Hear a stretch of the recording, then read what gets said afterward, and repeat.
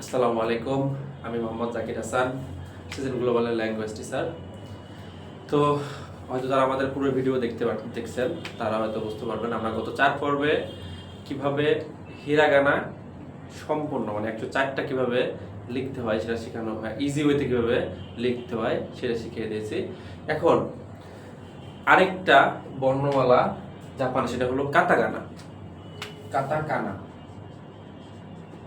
Katakana katakana কিভাবে লিখতে হয়, হিরাগানা কাতাকানার মধ্যে পার্থক্য হলো এটাই যে জাপানের যে শব্দগুলা তৈরি হয়েছে সেটা হিরাগানা দিয়ে লেখা থাকে, হিরাগানার লেটার দিয়ে লেখা থাকে। আর যেগুলো বাইরের দেশ থেকে আসছে, হ্যাঁ, বাইরের যেমন আমাদের নাম সবগুলো বাইরের দেশ থেকে, মানে জাপান থেকে নাম, বাংলাদেশ থেকে, তো সব আমাদের নামের প্রত্যেকের লেটার হবে কিসে? কাতাকানা। সো কাতাকানা হিরাগানার মধ্যে শুধু কাতাকানা আর হিরাগানা দুইটার উচ্চারণ সেম থাকবে, জাস্ট লেখার প্যাটার্নটা ভিন্ন থাকবে। ঠিক আছে, তো শুরু করা যাক।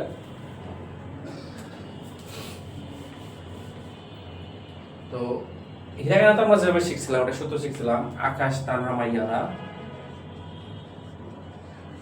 আকাশ তানহা মাইয়ারা ওয়ানে পড়ে। সো এই সেম সূত্রই আমরা এখন কাতাকানাতে ইউজ করব। তো আজকে হিরাগানার মতোই আজকে আমরা 15টা লেটার কিভাবে লিখতে হয় সহজ ওয়েতে সেটা আমরা শেখাবো, স্টপ অর্ডার ফলো করে কিভাবে লিখতে হয়। হ্যাঁ, তো আমরা জানি আ লাইনে কি আছে? আ, ই, উ, এ, ও, এই 5টা বর্ণ। তো হিরাগানা কাতাকানা উচ্চারণ সেম থাকবে, জাস্ট লেখা প্যাটার্ন ভিন্ন হবে। ঠিক আছে, তো আটা হিরাগানাতে কিভাবে লেখে আমরা এইভাবে লিখবো। তো অবশ্যই খেয়াল রাখবো, প্রথম দাগটা দেবো এইটা, এই দাগটা যেন এই বরাবর, মানে এই বরাবর না, সেই দাগটা কি থাকবে? একদম এই প্রথম দাগের মিডল বরাবর থাকবে। ঠিক আছে, প্রথম দাগের মিডল বরাবর থাকবে। তারপরে এখান থেকে আমরা যে উটা লিখছিলাম, হয়তো মনে আছে, হিরাগানার উ লিখছিলাম, সো এটা বাদ দিয়ে এইটুকু হবে। হ্যাঁ, এটা হলো আ। ওকে, ইটা দেখি, ইটা হলো হালকা একটু বাঁকা হবে, হালকা একটু বাঁকা হবে এবং এই মাঝামাঝি বরাবর থেকে এভাবে টান দিতে হবে। ঠিক আছে, তো প্রথম দাগের থেকে দ্বিতীয় দাগটা যেন কি থাকে? প্রথম দাগের থেকে দ্বিতীয় দাগটা যেন বড় থাকে। ঠিক আছে, প্রথম দাগের থেকে দ্বিতীয় দাগের যেন কি থাকে? বড় থাকে। ওকে, উটা দেখি কিভাবে লিখতে হয়। প্রথমে আগে এটা দিব, তারপরে এর মাঝা যত কাছে দেব তত আমাদের দেখতে সুন্দর হবে। তারপরে এর উপর থেকে মাঝামাঝি বরাবর দাগটা এভাবে দিয়ে দেব। ঠিক আছে, আ ই উ, আ ই উ। তাহলে প্রথমে আগে এইটা, তারপরে এইটা একটু কাছে দেব, তারপরে এইটা মাঝামাঝি বরাবর যেন থাকে, দেন একটানে নিয়ে আসবে এভাবে। ওকে, আ ই উ এ, এটা একদম সিম্পল।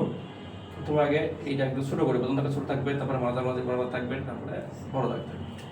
ওকে, তাহলে প্রথমে কি এইটা মাঝামাঝি বরাবর এইটা। ওকে, আই উ এ ও, ওটা দেখে আমরা কিভাবে লিখি। আমরা যে হিরাগানাতে আ লিখছিলাম আমাদের সবার মনে আছে। ঠিক আছে, তখন এটা বাদ দিব। তো প্রথমে স্টপ করে থাকবে, টি লিখতে হবে, প্রথমে এটা এটা দেন এটা, লাস্টে বামের দিক থেকে রাখতে হবে। ঠিক আছে, প্রথমে এটা এটা দেন বাম দিক থেকে এটা, আই উ এ ও। ওকে, তারপরে হলো, তাহলে আমরা আই ইউ এ ও শিখলাম। এখন এখন শিখবো হলো কা লাইনটা, তাই না? যেহেতু সূত্রে আমাদের কা আছে, তাহলে কা, কি, কু, কে, কো। ওকে, দেখেন কা লিখতে আমরা একদম হুবহু হিরাগানার মতো, হ্যাঁ, হুবহু হিরাগানার মতো বলতে আমরা প্রথমে আগে এই দাগ দিচ্ছি, দেন এটা দিচ্ছি, তারপরে এভাবে হিরাগানা লিখছি। এখন জাস্ট কাটাকানা পার্থক্য হলো এই দাগটা হবে না। ওকে, তাহলে প্রথমে হলো এইটা, দেন এটা, এটাই হলো কাটাকানার কা। কিটা লিখবো সেম ওয়েতে, আমরা যে হিরাগানা লিখছি এভাবে দিয়ে এইভাবে দিচ্ছি, জাস্ট এই দাগটা আমরা দিব না। তাহলে কি হয়ে গেল? কাকি, কা আর কি হয়ে গেল। ঠিক আছে, এখন আমরা শিখবো কু। কু কিভাবে লেখে দেখেন, প্রথম আগে এইটা, তারপরে একদম মাথার একটু নিচ থেকে দাগটা এইভাবে হবে। ওকে, এবার একটু খেয়াল রাখবেন, প্রথমে আগে দাগটা যেন কি থাকে? হালকা একটু বাঁকা থাকে এবং একটু নিচ থেকে এইভাবে দাগটা যেন বাঁকা হয়ে আসে। ওকে, তাহলে কা কি কু।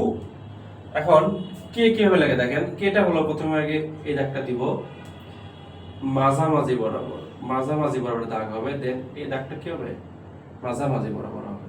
ঠিক আছে, তারপর দেখেন প্রথমে এইটা, দেন এইটা, তারপরে এইটা, সবগুলোর কি মাঝামাঝি বরাবর দাগটা হবে। তাহলে কা কি কু কে।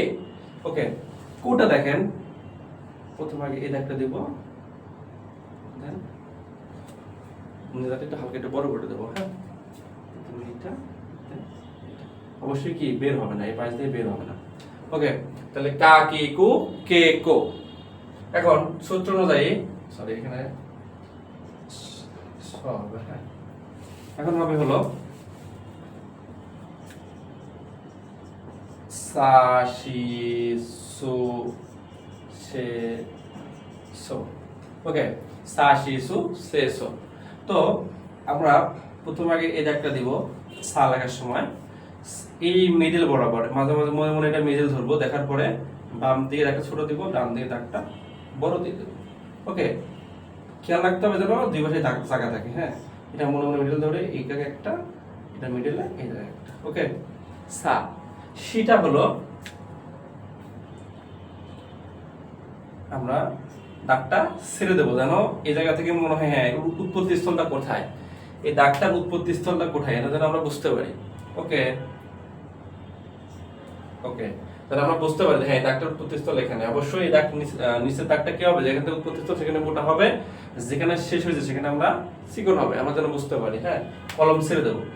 ওকে, সা শি সু, সুটা দেখেন কিভাবে লিখতে হয়। সুটা হলো আমরা যে কা লিখছি যে এর আগে, আমরা যে কা লিখছি এভাবে, জাস্ট প্রথমে এই দাগটা হবে না, এই দাগটা চলে যাবে এই দাগে। ওকে, তাহলে প্রথমে আগে এইটা, তারপরে এইটা, আবার দেখি প্রথমে আগে এইটা, দেন এইটা, সা শি সু। সেটা দেখেন কিভাবে লেখে, কাটা ইটাকানার মতোই দাগটা কেটে যাবে, তারপরে দেন এখান থেকে এভাবে বের হবে।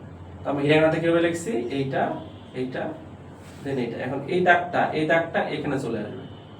ওকে, আশা করি সবাই বুঝতে পারছেন। তো তাহলে লেখার সিস্টেমটা কেমন, এইটা দেন এইটা, সা শি সু সে সো। সোটা দেখেন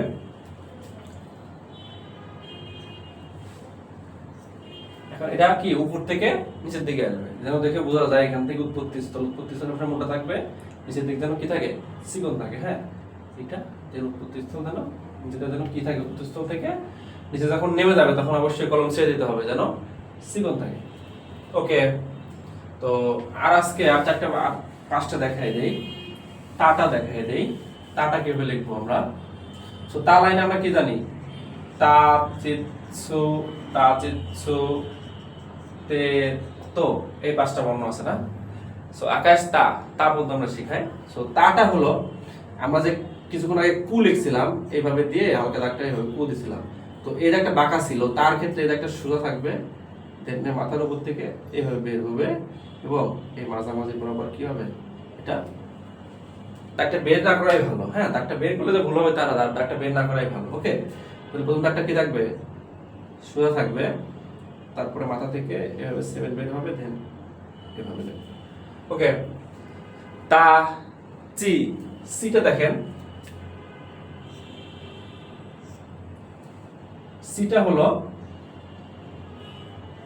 লেগে যাবে। ওকে, এই প্রথমে এইটা, দেন এইটা, তারপর দাগটা কি হবে জে, উল্টা জে লিখবো আমরা। হ্যাঁ, তাচিৎসু, তাচিৎসু, তাচিৎসুটা হলো প্রথমে এইটা, তারপরে উপর থেকে দাগটা নিচে আসবে। আমরা যখন শি লিখছি তখন দাগটা কি ছিল, উপর থেকে নিচ থেকে উপরে গেছে, আর যখন আমরা ছু লিখবো তখন কি হবে, এই দাগটাই উপর থেকে নিচের দিকে আসবে। অবশ্যই আমরা কলম ছেড়ে দেবো। ওকে, তাচিৎসু তে, তেটা হলো একদম হুবহু এর মতোই হবে, চির মতোই হবে, দাগটার পার্থক্য শুধুমাত্র এটা উপর থেকে আসলে এটা হলো কি বাম থেকে ডান দিকে যাবে, দেন সোজা হবে, স্পেস থাকবে মাঝখানে। ওকে, তো পার্থক্যটা কি, এটা উপর থেকে নিচে আসছে, আর এটা কি বাম থেকে ডানে সোজা হবে, তারপরটা সোজা হবে, দেন স্পেস থাকবে। ওকে, আবার দেখাই এটা, এটা দেন সোজা থাকবে। ওকে, তাজিৎসু তে তো, এখন দেখেন তোটা হলো এইটা সোজা দাগ, এরপরে আমরা ছোট করে দাগ দেব, আমরা জানি হয়তো বা আমরা যখন আস্তে আস্তে পড়বো তখন কাঞ্জিতে গেলে আমরা এরকম কাঞ্জি পাবো, ইতর কাঞ্জি হবে, হাইরি মাছের কাঞ্জি হবে। সো আমাদের উচিত হবে এটাকে যেন বড় না করে দেয়, তার সোজা অর্ধেকের চেয়ে একটু হালকা কি যে হলো তো তার চেয়ে ছোট্ট এত। তো আজকের মতো ক্লাস এখানেই শেষ।